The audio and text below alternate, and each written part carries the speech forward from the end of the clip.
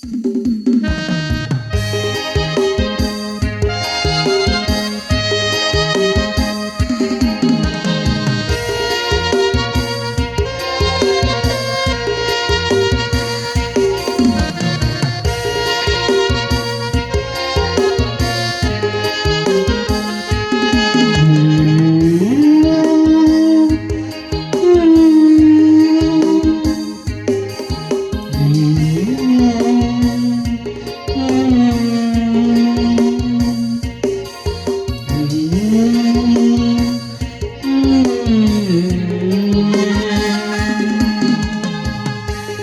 วกเราล้วน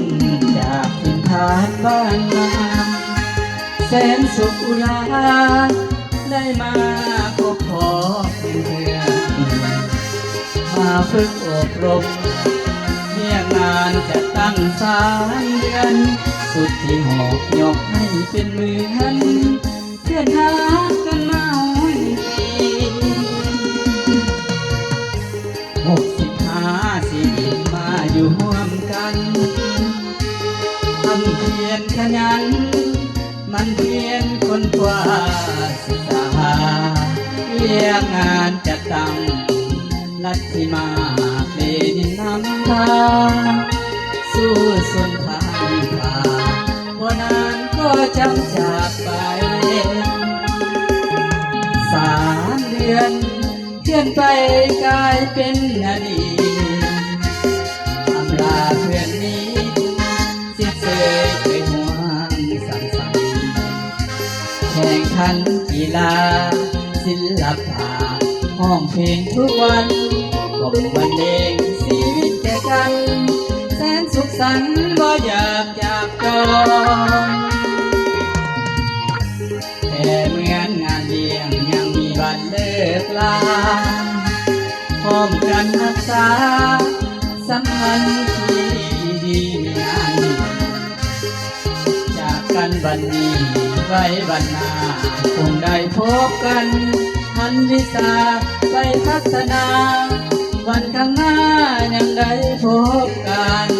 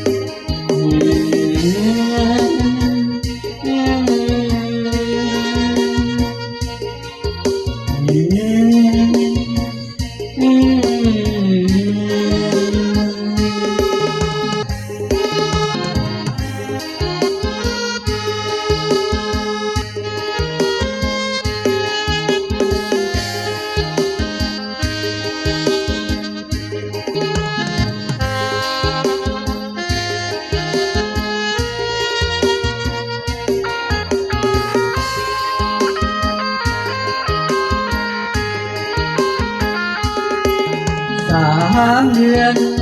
เที่ยนไปกลายเป็นอดีตอำลาเธอนี้สิ้นเสยเคยห่วงสังสรรค์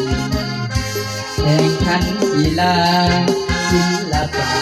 ห้องเพลงทุกวันผมบรรเลงชีวิตแก่กันแสนสุขสันต์บ่อยากจากจองแต่เหมือนงานเลี้ยง